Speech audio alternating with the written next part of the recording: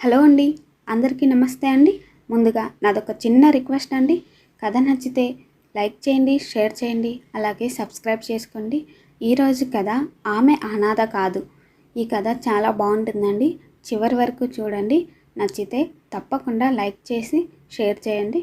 ఇక కథలోకి వెళితే, నేను ప్రతిరోజు ఆర్టీసీ కాంప్లెక్స్కు అనుసంధానమై ఉన్న ఓ ఫ్లైఓవర్ కింది నుండి ఆఫీసుకు పోతూ ఉంటాను. ఆ సొరంగ మార్గంలో చీకటి రాజ్యమేలుతున్నట్టుంటుంది. విద్యుత్ దీపాలు ఆ చీకటి వైశాల్యాన్ని ఆక్రమించలేక వెలవెలపోతున్నట్టుంటాయి.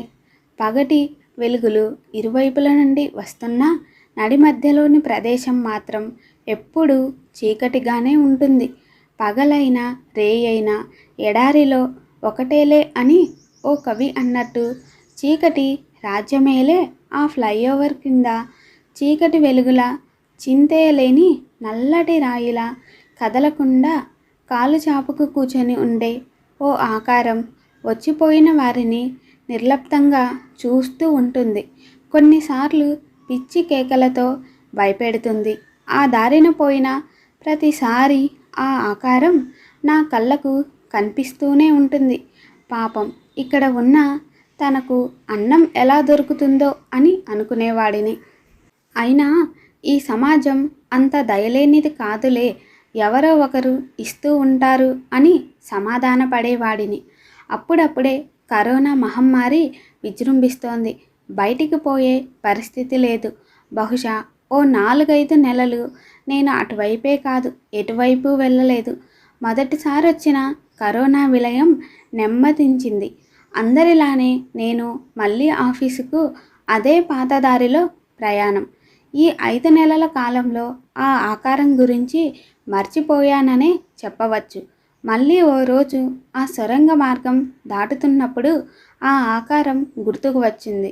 అవును, ఇక్కడ ఓ మనిషి ఉండాలి కదా, ఏమయ్యిందో అని చుట్టూ పరికించి చూశాను.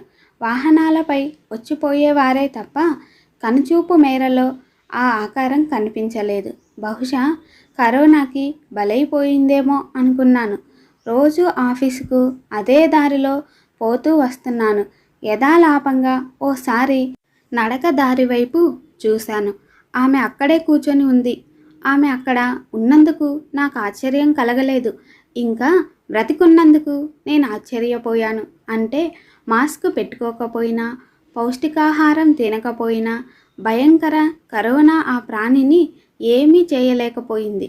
కొండమీది కోతినైనా కొన్ని తేగలిగే కోటీశ్వర్లను, అత్యంత ప్రతిభావంతులను, ఒంటి స్తంభాల మేడలలో దాగున్న పరీక్షితులను తక్షకుడై కాటేసింది.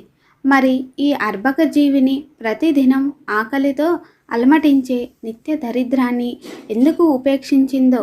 ఇదేం మర్మమో, లేక జీవుల కర్మఫలానుసారమా మరణం నిర్ణయించబడుతుందేమో అని అనుకుని సమాధానపడ్డాను.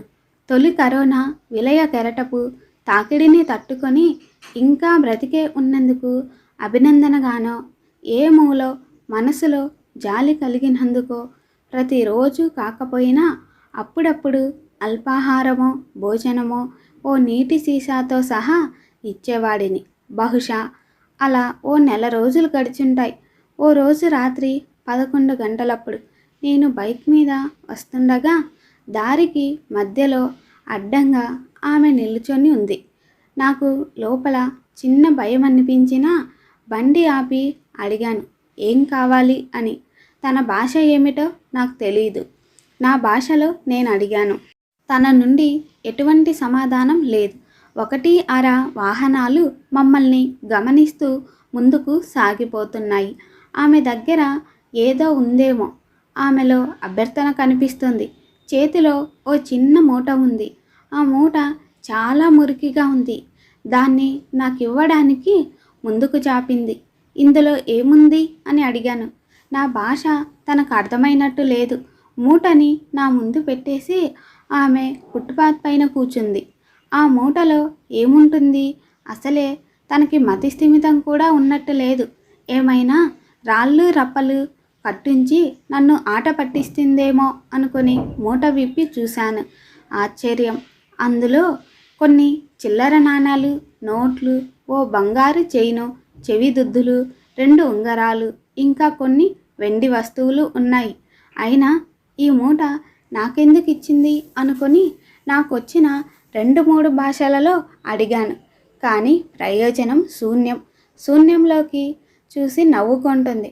బహుశా తన మానసిక పరిస్థితి బాగులేనందువలన ఈమెనెవరో వదిలించుకొని ఉంటారా, లేక ఈ వస్తువులన్నీ ఎక్కడైనా దొంగిలించి ఉంటుందా? డబ్బులంటే ఎవరో దానంగా ఇచ్చి ఉంటారు అనుకున్నా. నగల సంగతేంటి అని మదన పడుతున్న సమయంలో తీసుకుపో అన్నట్టు చేయి ఊపింది. నాకు ఆశ్చర్యంతో కూడిన భయం కలిగింది. నాకే ఎందుకు ఈమె వీటిని ఇస్తుంది? కారణం ఏమై ఉంటుంది? తనకు అప్పుడప్పుడు ఆహారం ఇచ్చినందుకు కృతజ్ఞతగా ఇచ్చిందా, లేక ఇంకేదైనా కారణమా? కారణం ఏదైనా ఆ వస్తువులపైన ఆమెకి ఆసక్తి లేదు. నాకంతా అయోమయంగా ఉంది. ఆ క్షణం ఏం చెయ్యాలో పాలుపోలేదు. ఓ అబల, పైగా అనాథ నుండి అవి తీసుకోవటం నామోషీగా అనిపించింది. కానీ వాటిని ఆమె దగ్గర వదిలేస్తే ఎవరైనా తీసుకుపోవచ్చు. ఎవరో తీసుకునే బదులు నేనే తీసుకుంటే అనే ఆలోచన నాలో కలిగింది. కానీ అది తప్పు అనిపించింది. అప్పుడే బుర్రలో ఓ మంచి ఆలోచన మెరిసింది. ఆమెను ఓ అనాథాశ్రమంలో చేరిస్తే బాగుంటుందని, తన వస్తువులని అదే అనాథాశ్రమానికి డబ్బు రూపంలో ఇచ్చేస్తే బాగుంటుందని నిర్ణయానికొచ్చి ఇంటికి వచ్చేశాను. ఆ రోజు నాకు సెలవు అవటం వలన కొంచెం ఆలస్యంగా లేచాను. నిజానికి ఆ రాత్రి నాకు నిద్ర పట్టలేదనే చెప్పాలి. ఏదో అపరాధ భావన మనసులో వెంటాడుతోంది. ఏదేమైనా ఆమెని ఓ అనాథాశ్రమానికి చేర్చాలనుకుని నగరానికి దూరంగా ఉన్న ఓ అనాథాశ్రమాన్ని సంప్రదిద్దామని బయలుదేరి దారిలో ఆమెకి ఏదైనా ఆహారం ఇచ్చి పోదామనుకుని టిఫిన్ ప్యాక్ చేయించి అక్కడికి చేరుకున్నాను. అక్కడ కొందరు గుమిగూడి ఉండటం చూసి ఏమైందబ్బా అనుకుంటూ చూస్తే అక్కడ ఆమె నిద్రపోతున్నట్టుంది.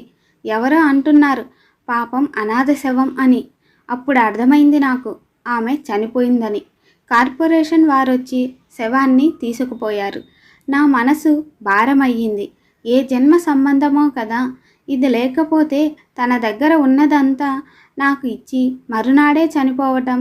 ఆమెను చూస్తే నాకు జాలి కలిగి భోజనం పెట్టడం అంతా ఓ కథలా ఉంది. ఆమె మరణం ఇంకా నా బాధ్యత తీరలేదని గుర్తు చేసింది. ఆమె ఇచ్చిన దానినే మూలధనంగా ఓ అనాథ శరణాలయం ప్రారంభించాను. ఇప్పుడు ఆ శరణాలయం ఎందరో అనాథలను హక్కున చేర్చుకొని సేద తీరుస్తుంది. ఇదండి స్టోరీ. నచ్చితే లైక్ చేయండి. Thanks for watching.